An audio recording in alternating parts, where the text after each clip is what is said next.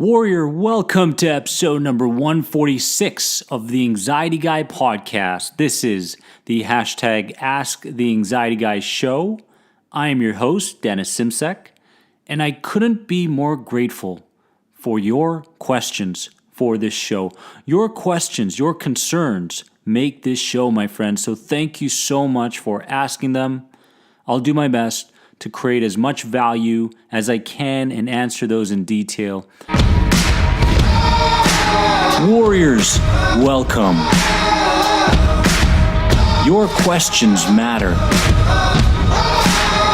You're listening to the Ask the Anxiety Guy show.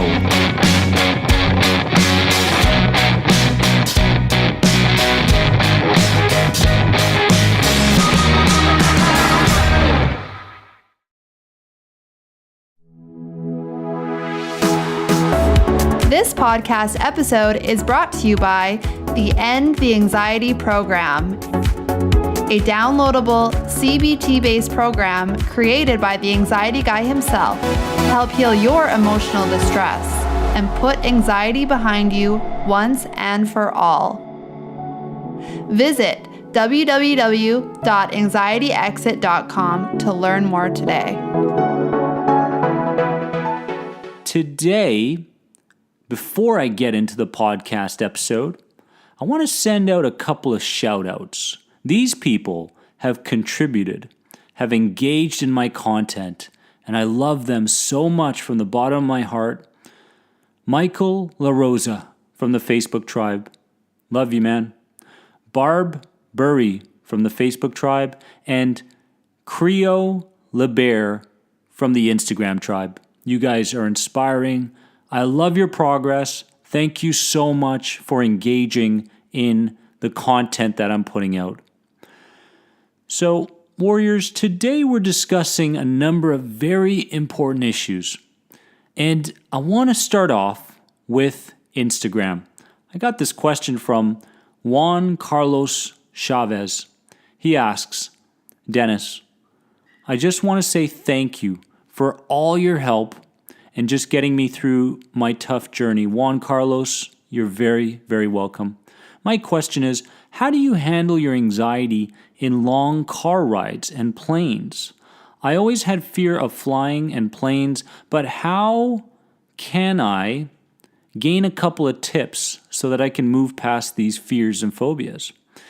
So, Juan Carlos, thanks so much for this question. And a lot of people out there in the anxiety world have certain instances, certain associations to objects and plane rides and car rides and certain events and situations. They've created these meanings, associations that then create this internal fear within them, this sensitivity.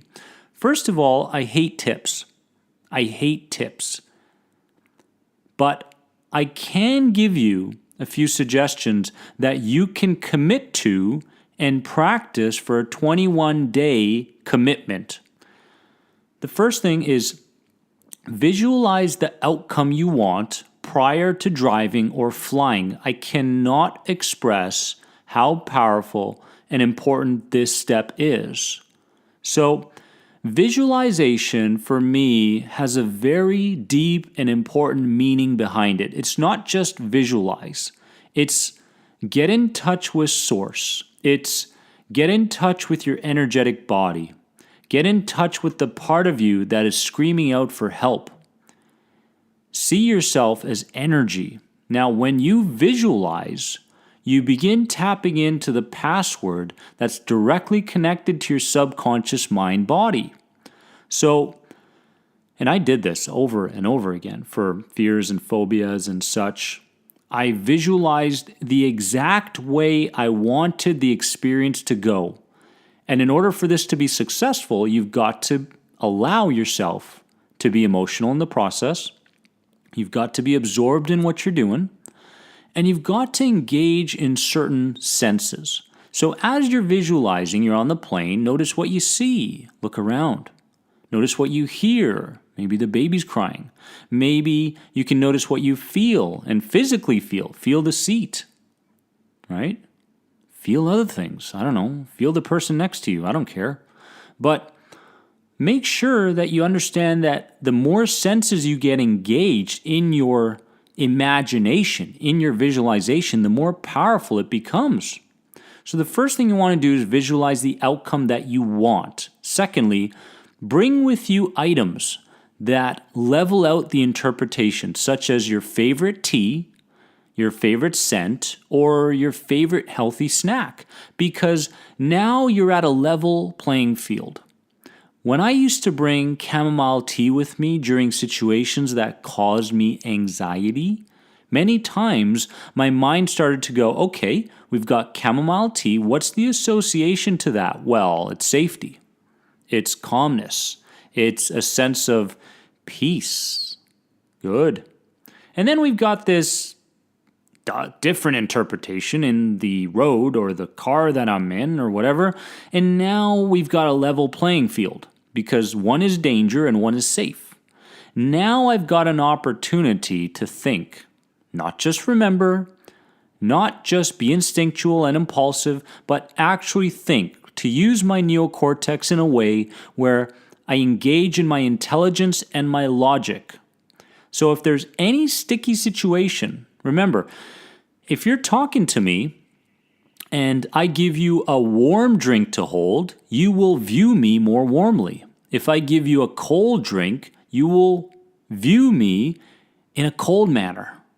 These are just automatic interpretations that your mind makes based around what it feels.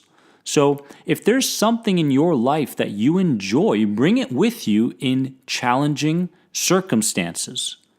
The third thing is focus on your body and let the thoughts accompany the physiological changes. A lot of people out there are always going to their thoughts. I got to change my thoughts. I got to change my thoughts. I got to get in control of my mind. Well, the quickest way to get in control of your mind is through your body. People don't realize this. When we talk about subconscious, we're talking about subconscious mind-body, not just subconscious mind.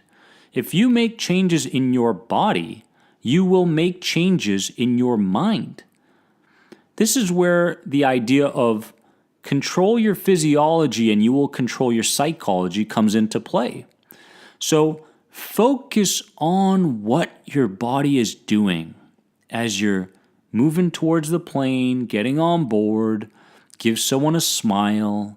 Notice your posture. Notice that you're taking control of your speed and you're slowing things down. Notice how you're in control of your slow breathing pattern, because now you are connecting safety. You are associating the environment to something that is safe. Very important. The fourth thing and final thing that I want you to take into consideration is this. Make a list of things. Make a list of things you love about your flying and or driving. Take control of your focus. So this is something where a lot of people struggle with, in the area of controlling your focus.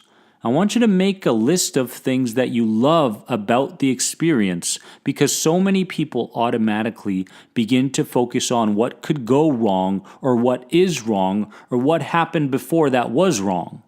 Instead, take control of your focus and think about the things that you enjoy about the plane ride.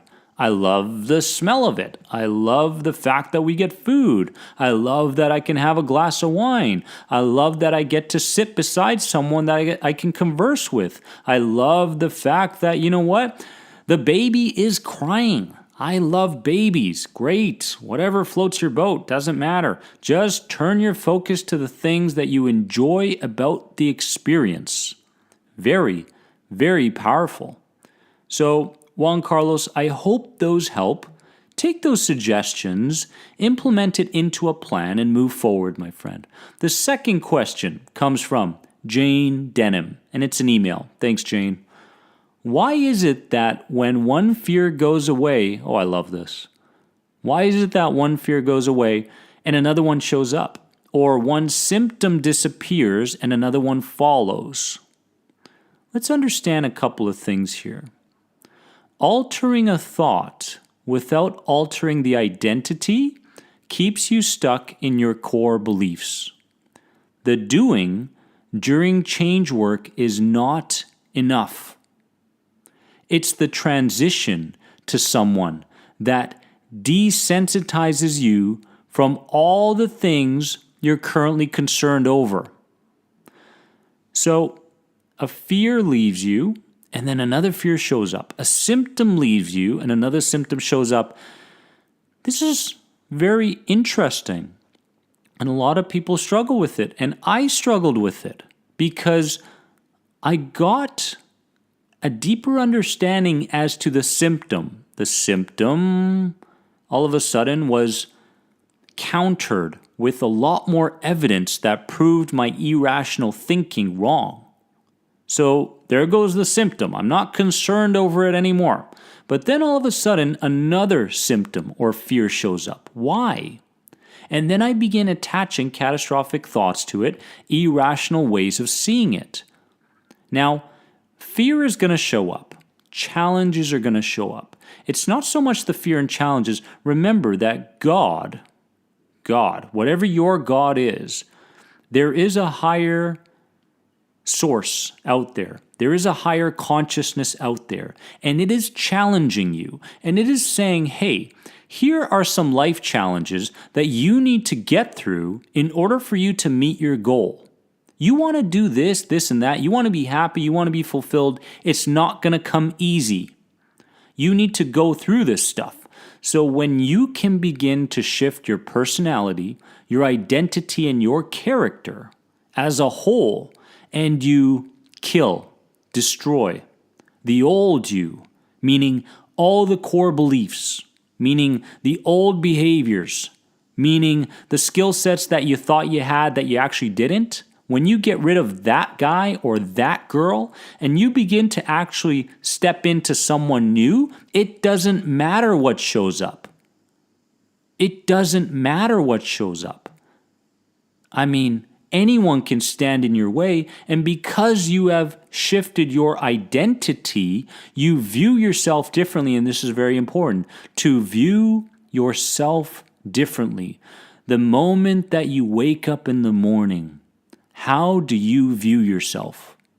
What judgments do you place on yourself? What labels? What do you expect from yourself? These are very important questions because they make up you. And whatever you is, you will begin to attract into your life all sorts of different challenges, and you will begin to attach yourself to blame. You will blame other things. You will blame yourself. You will distance yourself from things. All of these reoccurrences that happen in your life because you see yourself as so. Now, when it comes to this fear and symptom that continuously show up, we have to understand that you have a new body every 7 years.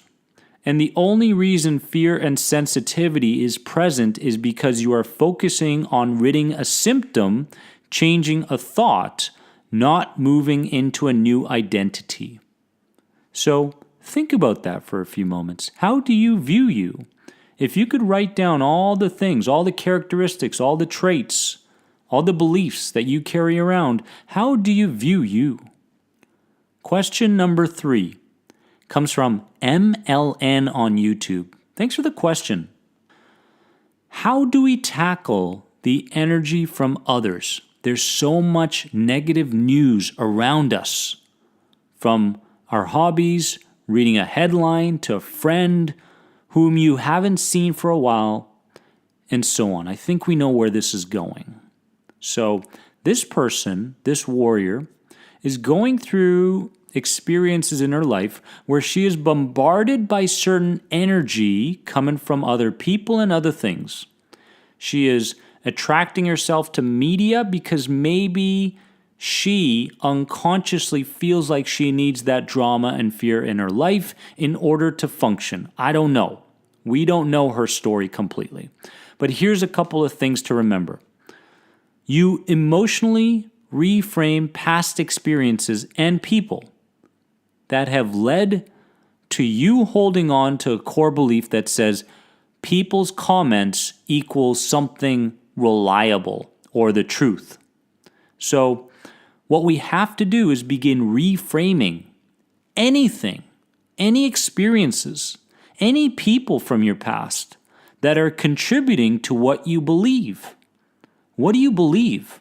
Well, I believe that when someone says something, I have to take that into account. I have to internalize that. I have to believe it. You don't have to believe it. Opinions are the cheapest thing on this planet. Everybody's got one. I don't know who said it way back when, but there was this great quote that was out there, and it said, I begin to smile just so that I can agree with someone so that they can stop talking.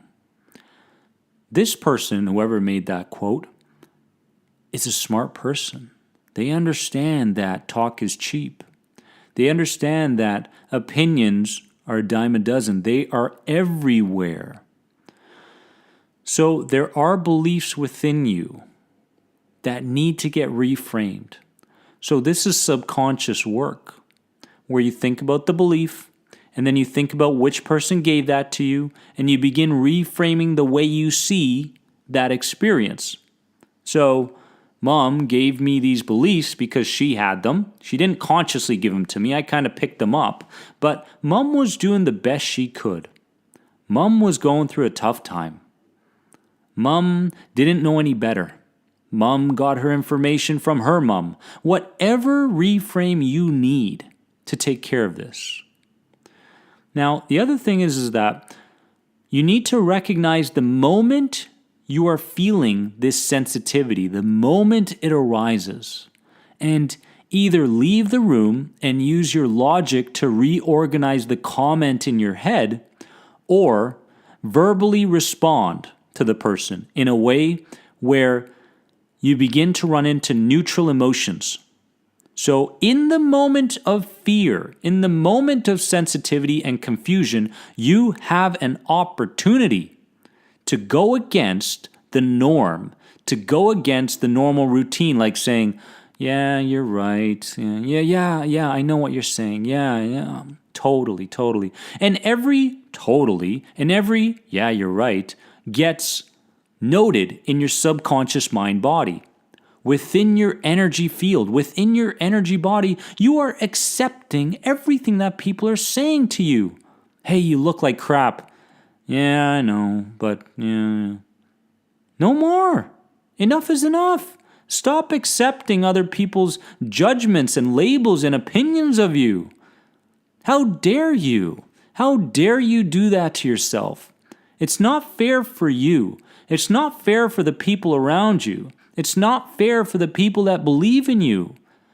You have to recognize that when you go against somebody's opinion of you, yes, you may lose a friend, but you are inspiring so many more people along the way. You are shifting who you are. The other thing is that you get to a place in your life where logic and your own opinions outweigh the opinions of others.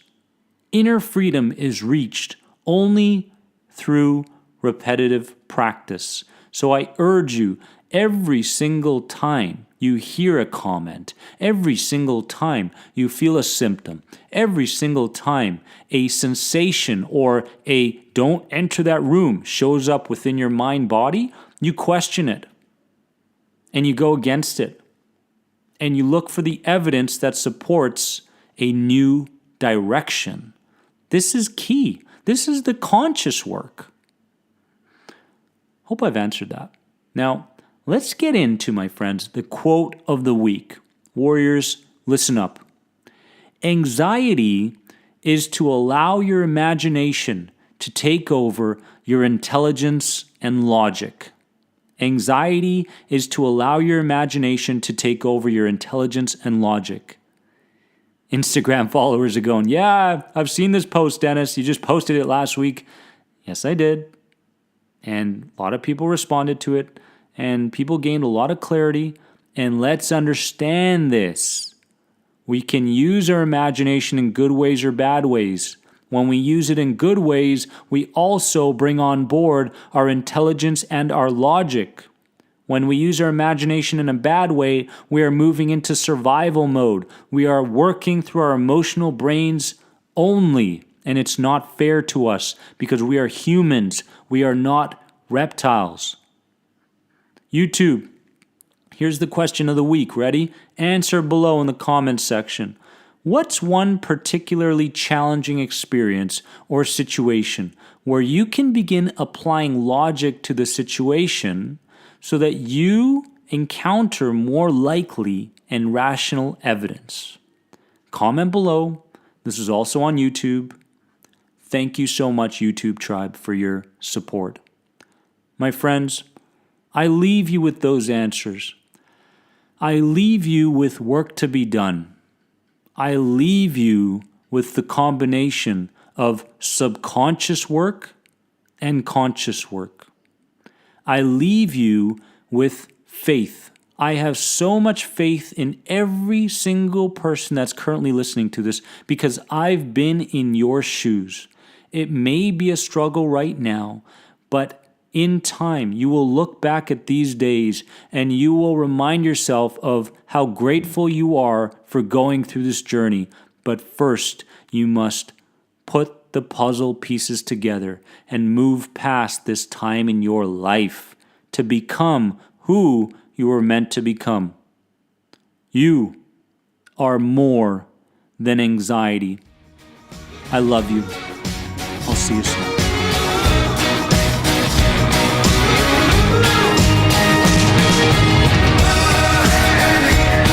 Warriors, remember, you are more than anxiety. You keep asking the questions, and I'll keep answering them.